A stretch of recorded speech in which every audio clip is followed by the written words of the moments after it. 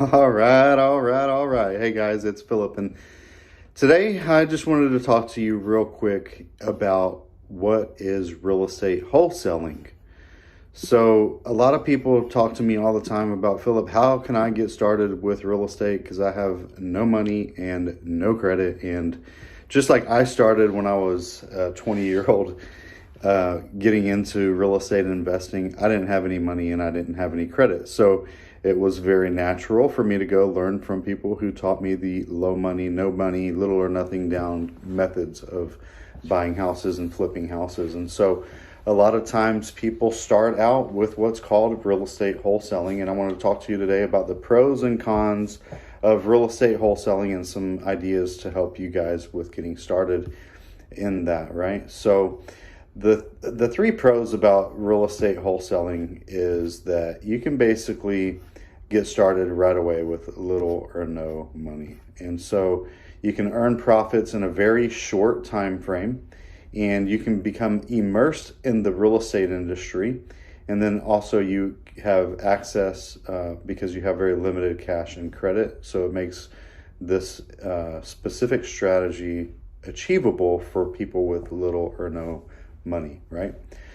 So we earn profits in a shorter period of time. A lot of times we'll get a house under contract and, maybe we have 30 days to close on that property. And during that 30 days, instead of buying it yourself and funding it, paying cash or getting a loan or a construction loan or a hard money loan, instead of buying it yourself, what you're going to do is you're going to assign that contract to an end buyer.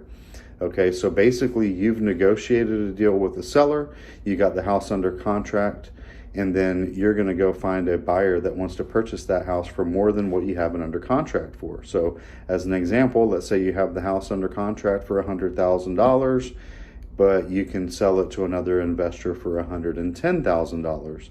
Essentially, you're selling that investor your position in your contract for $10,000. So that investor will pay you $10,000 and pay the original seller the $100,000 that you have the house under contract for.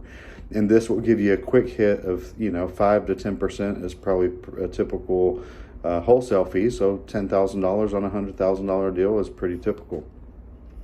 What I talk about is the fact that if you start off by wholesaling, you're going to learn so much. Because naturally what happens if you actually were to get a house under contract, let's say you do all the efforts of making offers, driving for dollars, sending out letters, talking to sellers, and all of those efforts to get a house under contract. And let's say you got that house under contract, but instead of wholesaling it, you decided to buy it, fix it, and flip it. Well, now you're locked into that deal for 3 to 6 months. On average, it takes 2 or 3 months to get the house fixed up, and then another month to get the house sold, another month to get it closed. So what happens naturally is that when you get a house under contract that you decide, I'm going to buy it, fix it, and flip it, you stop all of the efforts of attracting new motivated sellers to you, and you go concentrate on flipping that house. And what happens is that you just do one deal, maybe 2 deals, maybe you're lucky enough to get 3 deals done in a whole year. And so you get the knowledge of doing 3 deals that year. Where a wholesaler, if you're just getting the house under contract, then you're selling that contract to an end buyer that's actually going to take it to the full term. They're actually going to buy it, fix it, and flip it, or buy it, fix it, and keep it as a long-term rental. You're going to learn a lot faster because you can do 2 or 3 of those deals in a month if you stay with it, or even if you did 1 a month, or even if you did 2 per quarter. You're end up having the experience of that many more deals in that year time frame. So if you start off as a wholesaler and you get that wholesale machine going and you do all the marketing and you consistently wholesale a deal or 2 per month or per quarter, you're going to get the experience of multiple deals in a year compared to just 1 or 2 by doing the full buy, fix, and flip. So that's, 2 of the main benefits, in my opinion, for doing the wholesaling of real estate, right? And the third opinion is basically that you have naturally more time than you do money, right? So for me, I'm in a position where I have more money than I have time. So I actually purchase houses from wholesalers and let them make the 5 or 10,000 or the 5 or 10% by wholesaling me a house, because that saves me the time from doing all of the marketing efforts, for driving for dollars, for mailing letters and everything that it takes to create a wholesaling machine, right? So I'm either going to spend my money on the marketing and doing all of that myself, or I can just pay a wholesaler that's doing that himself as well. So it makes sense to be able to buy from wholesalers. And for a wholesaler that doesn't have a whole lot of money, but they have time to go driving for dollars, go looking for vacant houses, go making offers, writing letters, putting out bandit signs, all of those efforts that you can do as a real estate wholesaler, because you've got more time than somebody like me that's already busy running and operating their business and their rental properties, the renovations and rehabs and the short-term rentals that we do all the time, right?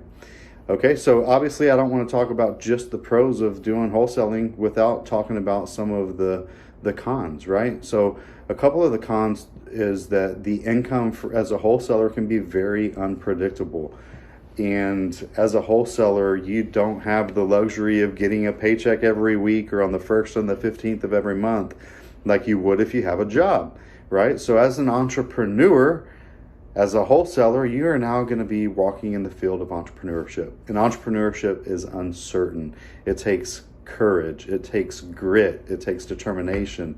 It takes persistency and consistency, and always going out there and working and working and working. And sometimes you might not get a wholesale deal that month, right? Sometimes you might not get 3 or 4 deals in a month or a quarter, right? So we have to continue going, whether we're getting deals or not, and continue putting your best foot forward and learn how to live with the ups and downs, right? So you might get a paycheck and get a big, huge paycheck one month because you did a wholesale deal, and then you take your foot off the gas. Well, you can't do that. You have to continue and keep going and keep working, because the income is very sporadic and unpredictable. And some people just can't handle that.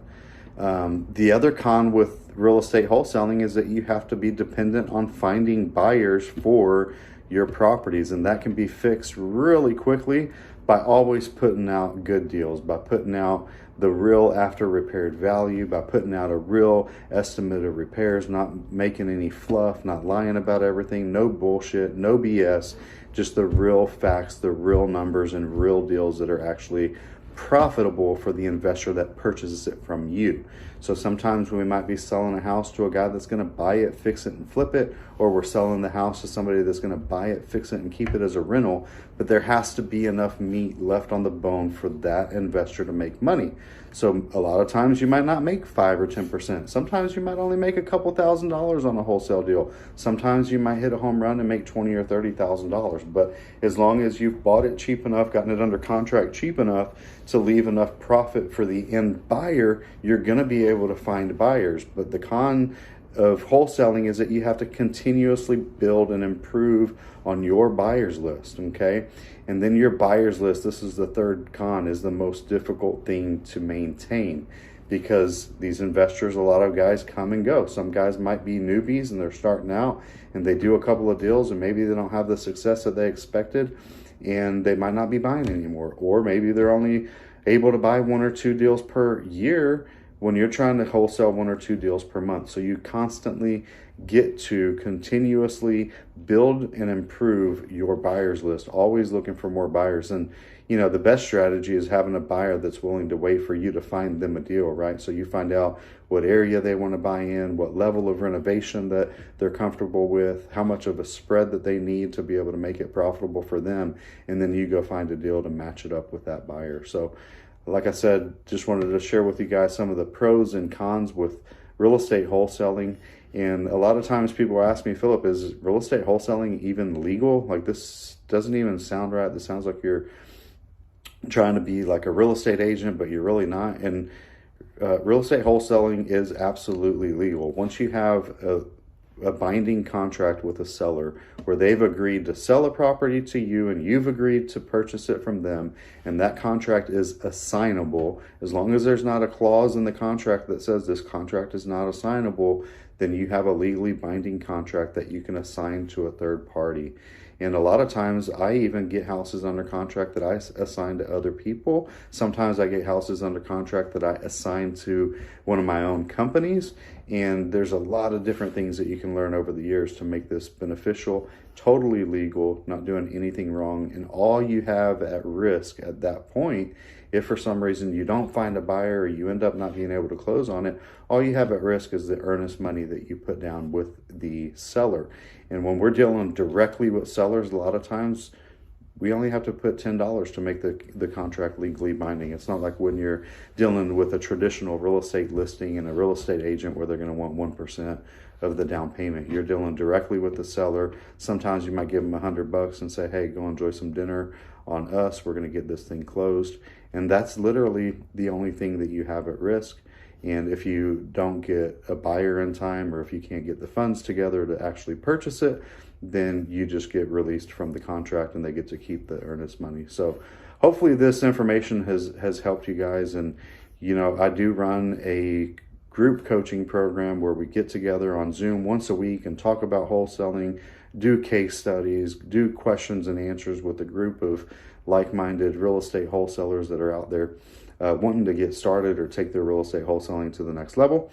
So if that's a fit for you, then please click on the link below to fill out the assessment and get a free 15-minute strategy session with me, and to see if we're a fit to work together and to get you into the group coaching program and get you started on your real estate wholesaling journey. So go out there and make it a great day. God bless you guys. Thanks for watching. Thank you for sharing. Thank you for following what we're doing. And hopefully I have inspired you to take action on your goals, to start living your dreams and start living your legacy, to do this for the people that you know, that you like, and that you trust, and to help other people one house at a time. And I'm here to be a sounding board, to be a coach, to be your mentor. And I look forward to working with you at any capacity in the real estate industry. It's super exciting. Things are just getting better and better every single day. So go out there and make it a great day. God bless you guys. I love you, and we'll talk to you on the next one. God bless.